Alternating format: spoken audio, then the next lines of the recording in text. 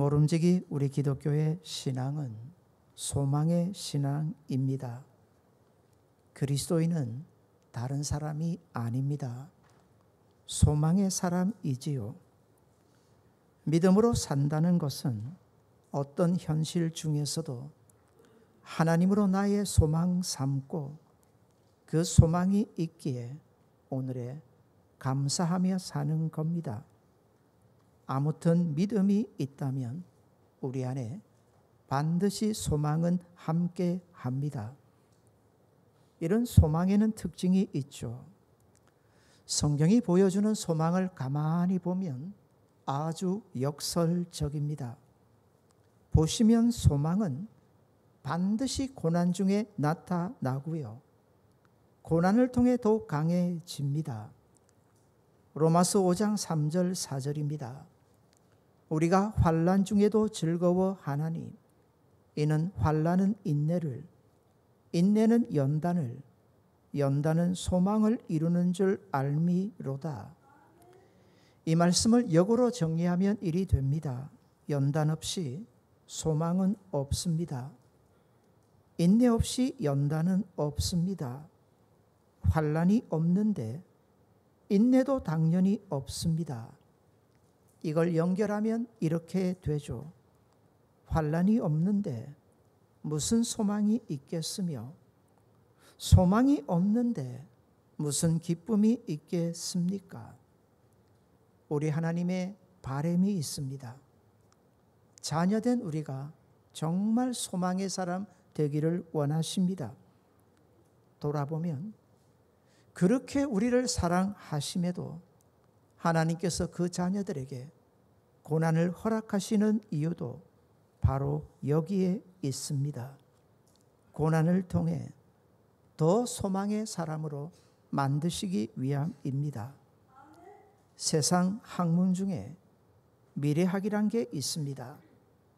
여기 미래는 소망과 비슷한 뜻을 가지죠. 미래학자들이 한결같이 말하는 결론은 이겁니다. 우리에게 미래는 없다. 세상에도 소망은 없다는 겁니다.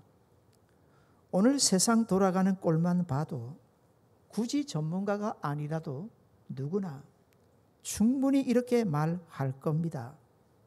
사람들이 그러지 않습니까? 말세다 말세라고. 이 미래학과 비슷한 게 우리 신앙에 있습니다. 바로 종말론입니다. 그러나 결론은 다릅니다. 종말론은 철저하게 소망적입니다. 이 종말론의 특징은 미래로부터 현재를 봅니다. 오늘을 통해 미래를 보는 게 아닙니다. 나중을 통해 오늘을 봅니다. 여기 나중은 바로 우리 하나님이십니다. 끝까지 우리와 함께 하시는 하나님이시고요. 신실하신 하나님의 약속입니다. 끝까지 그 약속을 이루어 주시는 거죠. 미래학이 세상만 본다면 종말로는 정반대로 오직 하나님만 봅니다. 그래서 미래학이 세상 모든 사람들이 부정을 얘기할 때도 종말의 신앙을 가진 성도는 다릅니다. 소망 중에 더욱 하나님을 기대하고 바라봅니다. 다시 말씀드립니다. 이유가 뭘까요? 우리 하나님의 신실하심과 우리 하나님의 능하심과 약속하신 바는 반드시 이루어내시는 우리 하나님 때문입니다.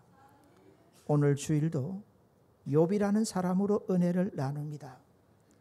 하나님께서 성경에 욥을 등장시킨 까닭은 욥의 소망을 보라는 겁니다. 그리고 너희도 욥처럼 이런 소망의 사람이 되기를 갈망하신다는 겁니다. 먼저 본문에 보시면 철저하게 절망하는 욥을 봅니다. 가만 보면 이런 욥의 마음의 무너짐은 욥에게 찾아온 현실에 있는 거 아닙니다.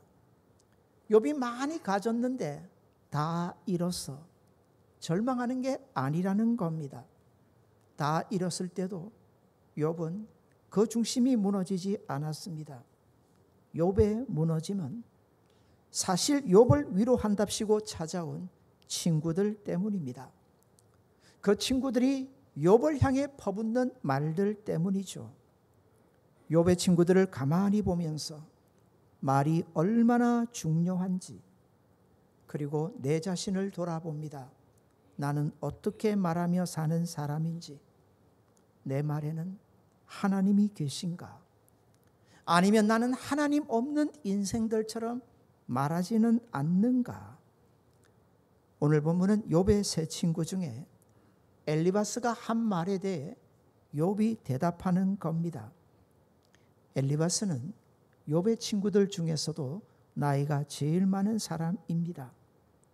욥의 고난을 보고 찾아왔습니다. 위로하러 찾아왔습니다. 그런데 욥의 꼴이 너무 말이 아닙니다. 그러자 욥이 하나님 앞에 득죄를 했다 하면서 아주 신랄하게 꾸짖습니다. 이때 욥이 그럽니다. 내가 비록 환난 중에 있지만 죄 때문은 아니다. 의인도 고난 받을 때가 있잖냐. 그러자 엘리바스가 하는 말이 그래요. 그러면 누가 하나님을 섬기겠는가? 다 제멋대로 하면서 살지. 그러면서 마구 욥을 더욱 비난해 됩니다. 엘리바스가 욥을 비난하는 내용은 간단합니다. 너 꼴을 봐라. 너의 지금 꼴을 봐라. 그런데 무슨 할 말이 그렇게 많으냐? 욥아, 너의 처지가 다른 이유가 있겠냐? 너가 하나님 앞에 잘못해서 일이 된 거지. 우리는 압니다. 아니라는 거. 욥은 참 억울합니다. 그래서 억장이 더욱 무너지지요. 그리고 욥은 그 세 친구들로 인해서 더욱 절망하는 상태로 나아가게 됩니다. 욥의 절망을 한번 볼까요? 1절입니다. 오늘 본문 1절입니다. 욥기가 어려운 까닭은 이게 다 시적으로 표현이 되어져 있습니다.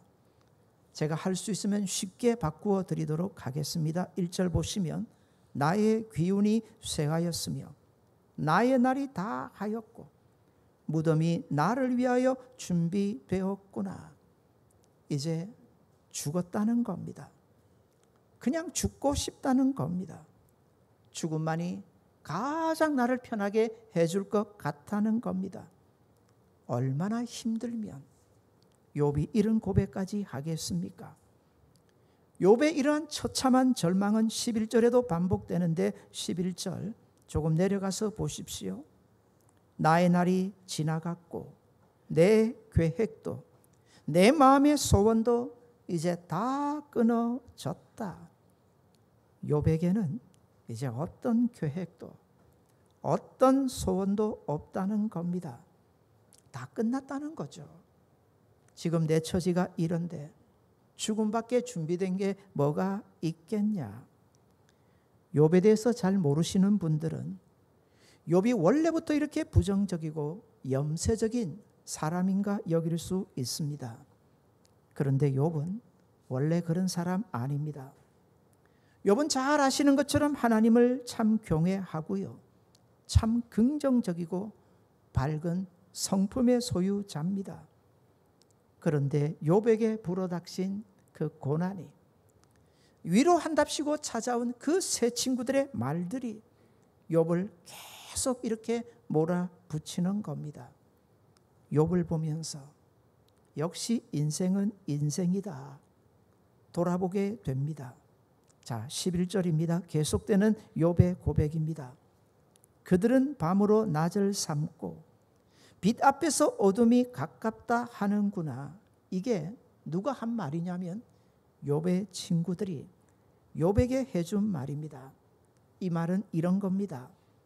12절을 공동번역 성경으로 보면 밤은 낮으로 바뀌고 빛이 어둠을 밀어낸다지만 조금 더 쉽게 풀면 캄캄한 밤이 다 지나가면 해가 뜨는 날이 올 거다. 욥의 친구들이 욥에게 해주는 말입니다. 이런 거죠. 욥아, 너 분명히 잘못했다.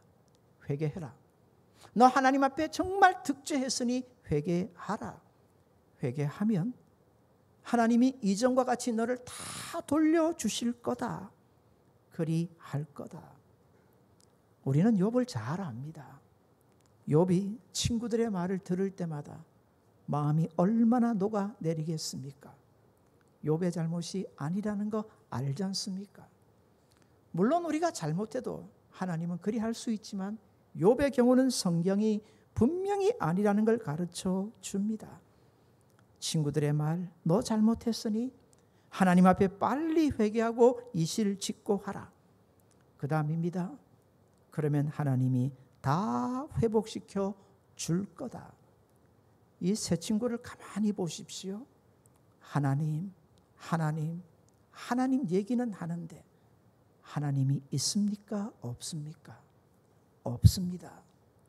세 친구의 전부는 어디에 있느냐면 세상에 다 있습니다. 세상에요. 하나님을 얘기하는 것 같지 않지만 중심은 너 회개하면 하나님이 다 회복시켜 줄 거다. 뭘요? 세상의 것들입니다. 세 친구는 보지 못합니다. 여러분에게 묻습니다. 욥이 고난 중에 있지만 욥과 하나님 함께 하십니까? 하시지 않습니까? 찬양대 여러분, 욥이 고난 중에 있지만 하나님 함께 하십니까? 함께 하시지 않습니까? 함께 하십니다. 근데 못 봐요. 왜요? 그들의 중심이 전부 세상에 있기 때문입니다. 내가 잘했어. 내가 그래도 신앙생활을 잘했어. 하나님이 세상에 이렇게 나에게 채워주시는 거지. 진짜 이거 조심하셔야 합니다. 이건 철저하게 인본주의 신앙입니다. 누가 잘해서 하나님이 복을 주신다? 내가 절대로 아닙니다. 욥기서를 읽을 때 우리가 처음부터 오해하고 들어가는 게 바로 이겁니다. 언제 하나님이 욥이 하나님을 경외하고 욥이 완전하고 욥이 그렇게 의로워서 하나님이 복 주셨다는 얘기가 나옵니까? 그거 그렇게 연결시켜버리면 안 됩니다. 욥의 그 신앙도 은혜요. 욥에게 주신 분도 하나님이심을 믿습니다. 은혜였던 겁니다. 은혜로 시작했던 거죠. 욥은 이걸 잘 알아요. 그래서 다 잃고 나서도 가져가신 분이 누구시더라? 하나님이시더라. 욥은 은혜를 아는 사람입니다. 그런데 새 친구들이 찾아와서 계속 욥을 절망의 상황으로 몰아갑니다. 계속되는 욥의 절망인데 13절, 14절 한번 보시겠습니다. 내가 수월이 내 집이 되기를 희망하여 내 침상을 흑암에 펴놓으매. 쉬라고 해서 좀 어렵게 느껴지지만 쉽습니다. 그냥 뭔가요? 죽고 싶다는 겁니다. 새 친구의 말을 들을 때마다 그냥 죽었으면 좋겠다. 14절입니다. 무덤에게 너는 내 아버지라, 구더기에게 너는 내 어머니, 내 자매라 할지라도. 인생 진짜 별거 없다는 겁니다. 진짜 별거 없습니다. 죽으면요, 누가 가장 친한 친구가 되는 줄 아십니까? 구더기라고 하지 않습니까? 땅속에 묻히면 우리의 본질이 어떠한지를 잘 압니다. 욥은 이런 고백을 통해서 정말 모든 것이 하나님의 은혜였음을 고백을 합니다. 욥의 절망을 통해서 우리는 다시 한번 생각해 봅니다. 부담이 되죠. 이렇게나 하나님을 의지하는 욥을 하나님은 왜 이렇게 고난으로 몰아가실까? 왜 하나님은 성도에게 고난을 허락하시는 걸까? 그러나 욥을 통해서 분명히 봅니다. 우리의 소망은 절대로 그냥 만들어지지 않습니다. 누가 그냥 하나님 한 분만을 바라보고 하나님 한 분만을 의지하며 살까요? 좋은 시절에, 잘 나가는 시절에 이 소망은 절대로 만들어지지 않습니다. 고난은 누구나 피하고 싶습니다. 고난은 누구에게나 어려움입니다. 그러나 성도가 당하는 고난은 달라요. 세상 사람들이 당하는 고난과 성도가 당하는 고난은 달라요. 다릅니다. 다릅니다. 아멘 하셔야 합니다. 예수님 안에 있는 우리가 당하는 고난은 이제 다른 줄 믿으시기를 바랍니다. 예수님 밖에 있을 때 고난은 왜 당하나요? 죄 때문에 당합니다. 그런데 예수님 안에 있으면 이거 다른 거예요. 왜 우리에게? 하나님은 더 좋은 걸 주기 위하심입니다.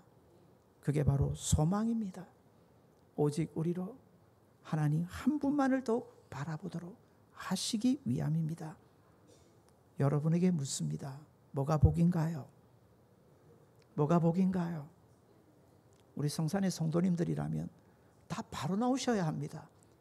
현관문을 열고 들어오실 때마다 딱 적혀 있는데 거기에 뭐가 복인가요? 하나님을 가까이 함이 우리의 복인 줄 믿습니다. 그게 성도가 사는 거거든요. 성도는 절대로 세상의 것으로 못 삽니다. 우리 하나님으로 사는 자가 우리 성도임을 믿으시기를 바랍니다. 하나님은 욥을 통해 그걸 보여주려 하십니다. 고난 중에 세상의 것에 대해서는, 사람에 대해서는, 그동안 자기가 믿고 의지했던 것들에 대해서는 완전히 절망하게 만드시고요, 하나님에게로 점점 더 가까이 이끄시는 것을 보게 됩니다. 욥의 친구들을 가만히 보십시오. 값싼 희망을 남발합니다. 하는 말이 뭡니까? 저들의 시선이 전부 어디에만 고정되어서 있다고요? 오해하지 마십시오. 하나님 아닙니다. 어디예요? 세상입니다. 전부 세상입니다. 그래서 욥아, 너 회개하기만 하면 된다. 그러면 너 인생에 쨍하고 했던 날 올 거다. 예전처럼 욥아, 너 그렇게 살게 될 거다. 그런데 욥은 읽고 나서 압니다. 욥은 하나님이 다 가져가신 후에 압니다. 이거죠. 다 소용없더라. 다 부질없더라. 욥이 점차로 알아가는 진리입니다. 다시 한번 말씀드립니다. 욥의 세 친구들이 정말 욥으로 하나님 바라보게 한다고요? 아닙니다. 그 친구들은 전혀 보지 못합니다. 욥과 지금도 함께 하시는 하나님, 우리도 마찬가지입니다. 세상을 통해서 하나님 바라보려고 하시면 절대로 안 됩니다. 이건 인본주의를 가장한 아주 헛된 신앙입니다. 오늘의 내가 잘해서 하나님이 이렇게, 오늘의 내가 잘못해서 하나님이 저렇게, 절대로 아닙니다. 우리 하나님은 그 아들까지 주실 정도로 우리를 사랑하시는 하나님이신 줄 믿습니다. 그 사랑 안에서 오늘의 어려움과 오늘의 힘듦을 풀어내셔야 합니다. 어떤 목사님의 어린 아들이 학교에서 시험을 치고 잘 친 것 같은데 시무룩해서 아빠 목사님을 찾아와 그럽니다. 아빠, 우리 하나님이 세, 부처가 더 세. 누가 더 셉니까? 부처는 신이 아닙니다. 사람이 만들어낸 거고요. 인간을 신으로 만들어 놓은 거지. 성경은 분명히 우리 하나님이 신이라, 오직 한 분 신이라 가르쳐 주십니다. 아빠 목사가 궁금해서 그럽니다. 왜 그러는데? 시험을 쳤는데 자기가 1등할 줄 알았는데 다른 친구가 1등을 했답니다. 그러면서 하는 말이, 우리 아빠는 목사고 그 친구의 엄마는 보살이랍니다. 얼마나 절에 가서 잘 사는지. 그냥 절을 집 삼고 사는 사람이랍니다. 아이가 가만히 보니 시험을 치면 누가 1등을 해야 되는데 마땅히 자기가 1등을 해야 될 것 같은데 마음이 상한 거예요. 그래서 아빠 목사에게 물은 겁니다. 하나님이 더 세, 부처가 더 세. 사랑하는 여러분, 세상의 것을 가지고 신앙을 논하면 안 돼요. 세상의 것을 가지고 하나님을 논하면 절대로 안 됩니다. 이건 인본주의 신앙이죠. 사랑하는 여러분, 신앙의 답은요, 오직 하나님 한 분에게 있는 줄 믿으시기를 바랍니다. 오직 한 분 하나님. 욥이 고난 중에서도 우리 하나님은 더 함께 하시는 줄 믿으시기를 바랍니다. 그 하나님의 고난과 어려움 중에 있는 성도들과도 함께 하시는 줄 믿습니다. 목사에게 들려오는 성도에 대한 소식은요, 좋은 소식은 잘 안 들려옵니다. 좋은 소식은 괜히 자랑하는 것 같아서 말씀들 잘 안 해주시는 것 같아요. 대체적으로 어렵고 힘들다는 얘기들이죠. 까닭은 잘 압니다. 기도해 달라고. 기도를 부탁하는 거 너무 감사합니다. 근데 아파요. 참 마음이 많이 아픕니다. 욥처럼 우리도 쉽게 절망하고 마음이 무너질 수 있거든요. 그래서 계속 이런 말씀을 준비하며 함께 나눕니다. 아닙니다. 하나님 여전히 여러분 사랑하시는 줄 믿습니다. 14절에서 욥의 고백입니다. 무덤이 내 아버지다. 구더기가 내 어머니요 내 자매다. 겉으로 보면 정말 비참한 고백이지만 욥의 고백은 이런 고백입니다. 이제 세상에 대해서 나는 계획도 생각도 없습니다. 내가 무슨 생각을 하고 내가 무슨 마음을 품겠습니까? 세상에 이제 내가 더 바랄 것 아무것도 없습니다. 돌아보니 세상 아무 소용 없더라는 겁니다. 미련을 완전히 끊어냅니다. 그리고 자신의 처지를 그대로 수용을 합니다. 다 필요 없어요. 다 부질없더라는 거죠. 그리고 욥의 중심은 점차 누구에게로 간다고요? 하나님에게로 점차 옮겨갑니다. 그런 욥의 고백이 3절에 나옵니다. 너무 귀한 고백인데요. 3절을 우리 다 같이 한번 읽겠습니다. 3절입니다. 청하건대 나에게 담보물을 주소서. 나의 손을 잡아 줄 자가 누구리까? 아멘. 욥은 하나님만을 바라봅니다. 새 친구들이 그렇게 와서 욥을 힐난하고 비난할 때도 무슨 말을 하겠습니까? 욥이 한마디 하면 두마디 합니다. 세마디 합니다. 말은 그들의 말이 맞아요. 욥아 너의 꼴을 봐라. 맞아요. 욥이 무슨 말을 하겠습니까? 욥은 하나님만을 바라보고 이제 기도합니다. 간절히 하나님만이 나의 담보물이 되어주시고 이제 하나님만이 내 손 잡아 주셔야 합니다. 내게는 오직 하나님 한 분뿐이십니다. 이런 욥을 보면서 이런 생각이 그저 들었습니다. 하나님은 우리가 절망할 때를 기다리고 계시는구나. 그래서 성도가 정말 하나님 한 분만을 바라보기를 이렇게 갈망하시는구나. 그래서 고난도 주시는구나. 고양이 한 마리가 우물에 빠졌습니다. 우물에 빠져서 살겠다고 벽에 딱 붙어서 올라오지를 못합니다. 야옹 야옹 부르짖기만 합니다. 한 사람이 고양이를 구해주려고 큰 긴 막대기를 그 우물 안으로 갖다 대고 고양이에게 좀 타고 올라오라고. 근데 고양이가 오해를 한 건지 자기를 죽이려고 안 건지 계속 큰 눈을 더 부릅뜨고 더 멀리하고 소리만 쳐댑니다. 이 사람이 어떻게 했을까요? 그 막대기로 고양이를 쳐버립니다. 물에 빠집니다. 그 다음 나무를 갖다 대니까 고양이가 어떻게 했을까요? 냉큼 나무 위로 올라와서 결국 우물에서 빠져나왔답니다. 아십니까? 하나님은 지금도 우리를 기다리십니다. 우리가 세상에 대해서는 절망하기를, 그리고 오직 하나님 한 분만을 바라보기를. 왜 그럴까요? 그게 우리가 사는 길인 줄 믿으시기를 바랍니다. 그것이 진짜 하나님만을 소망하며 사는 게 우리가 사는 길임을 확신하시는 성도님들 되시기를 바랍니다. 성도의 참 믿음 언제 드러나나요? 좋은 시절에 믿음 논할 수는 없습니다. 성도의 믿음은 반드시 고난 중에 싹트고요. 고난을 자양분으로 삼아서 강하게 자라가게 됩니다. 꽃을 피우게 되는 거죠. 그러면서 그 고난을 통해 우리는 단 한 분만을 더욱 바라보게 됩니다. 욥처럼 누구만을요?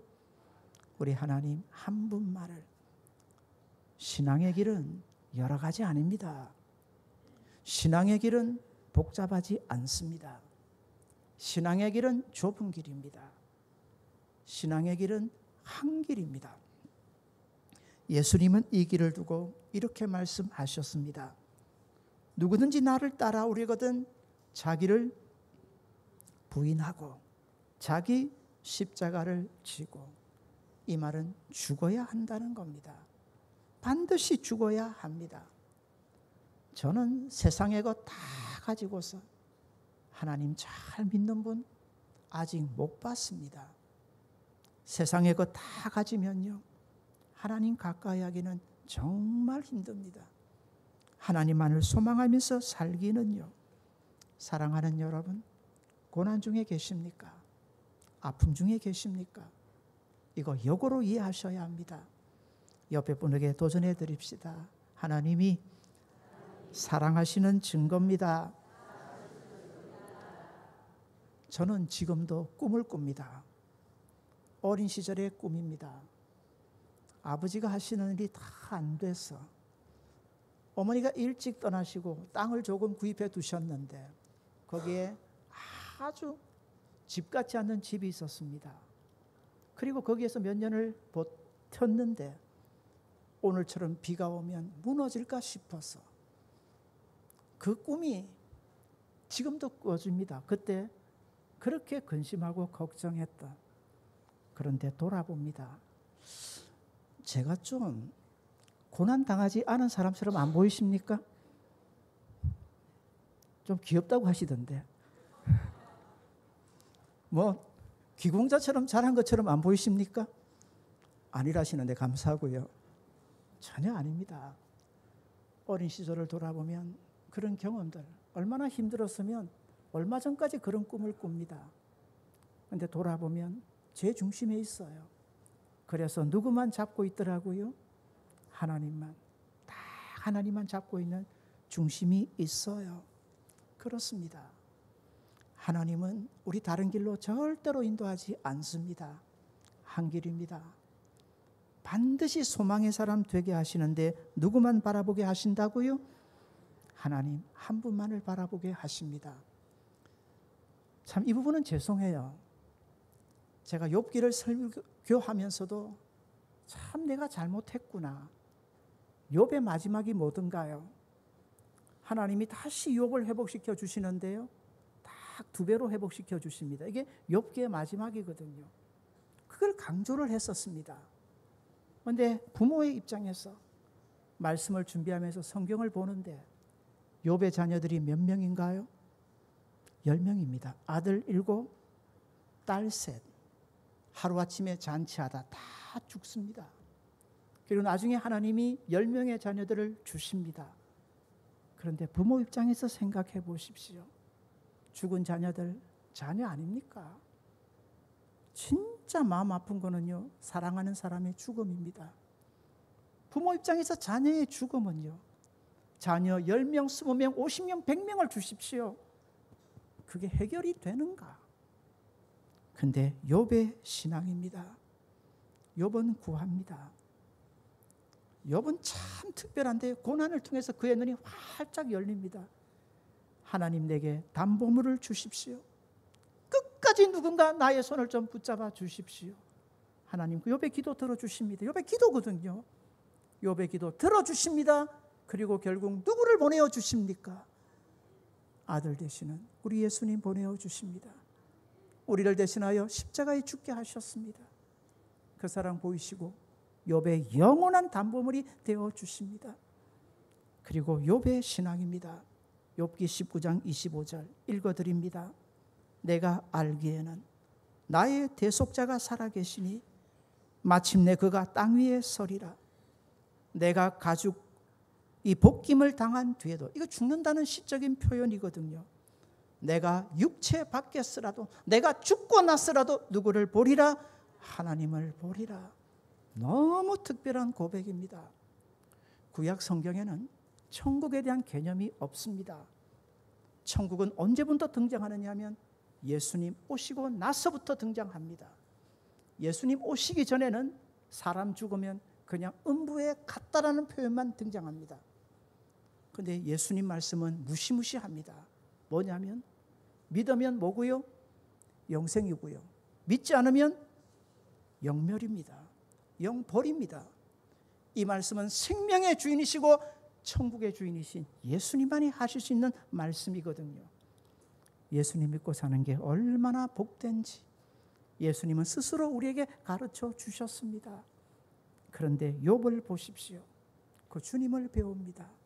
고난 중에서 그 주님을 배웁니다. 그 주님이 나의 담보물이 되시고 끝까지 나를 붙잡아 주실 분, 영원히 나와 함께 하실 분으로 말입니다. 자녀도 마찬가지입니다. 욥은 고백합니다. 주님 손잡고 저 영원한 나라에서 누구까지 배웠겠습니까? 사랑하는 자녀들까지 배웠고 영원히 살 걸 욥은 고백하고 있는 겁니다. 사랑하는 여러분, 이게 우리의 소망이고 이게 우리의 참 믿음임을 확신하시는 성도들 되시기를 바랍니다. 한 번 더 정리해 드릴게요. 우리는 히브리서 11장을 무슨 장이라 부릅니까? 믿음장이라고 부릅니다. 그리고 정확하게 믿음이 뭐냐? 도대체 하나님이 그렇게 우리에게 바라시는 믿음이 뭐냐 보여줍니다. 한번 볼까요? 아브라함을 두고 이렇게 말합니다. 거기 9절에 보시면 히브리서 11장 9절입니다. 보십시오. 아브라함은 이삭 및 야곱과 더불어 어디에 거하였다고요? 장막이 뭘까요? 이게 살만한 집일까요?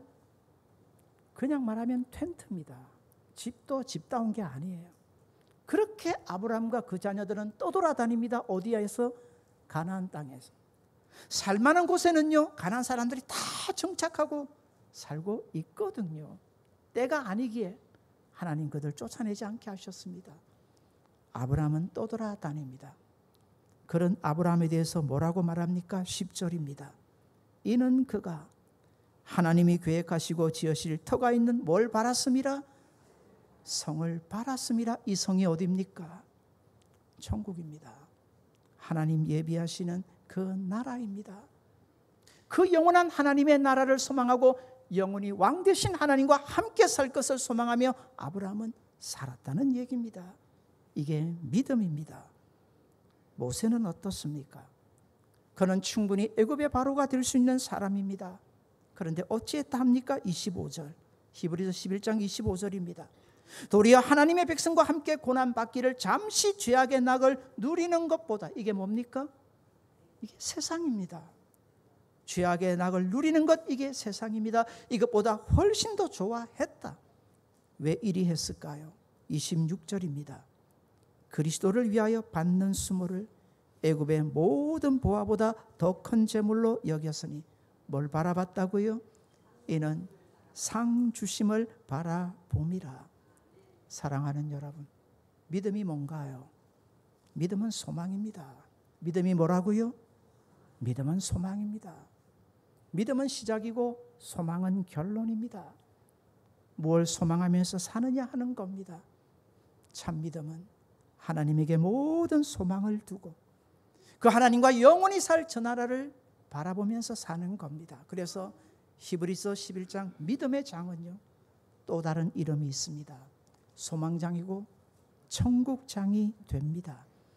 이제 세상에서 욥을 증명해 줄 것은 하나도 없습니다. 욥은 절망뿐인 인생처럼 보입니다. 그러나 욥은 보십시오. 고난을 통해 점점 하나님께로 가고요, 하나님을 더 얻게 됩니다. 그리고 하나님만을 나의 담보물로 삼는 욥을 발견하게 됩니다. 사랑하는 여러분, 어떤 고난 중에 계십니까? 우리 하나님의 사랑 절대로 의심하지 맙시다. 절대로 실망하지 맙시다. 고난 없으면 하나님에 대한 소망도 없습니다. 믿음은 다른 게 아닙니다. 오직 하나님만을 나의 담보물로 삼고 나의 보증으로 삼고 나의 자랑으로 삼고 나의 힘으로 삼고 오직 하나님 의지하면서 사는 겁니다. 이 믿음으로 다시 일어서는 소망의 사람들 되시기를 바랍니다. 한번 옆에 분에게 도전해 드립시다. 예수님만이 우리의 담보물이십니다. 제발 세상의 것 가지고 오지 마십시오. 제발 세상의 것 아닙니다. 우리의 영원한 담보물은 오직 한 분, 예수님 뿐이신 줄 믿습니다. 그 예수님 바라보면서 고난 이겨내시고 믿음으로 승리하시는 복된 성도들 되시기 바랍니다. 주신 말씀으로 우리 다 같이 한번 기도합시다. 사랑하는 여러분,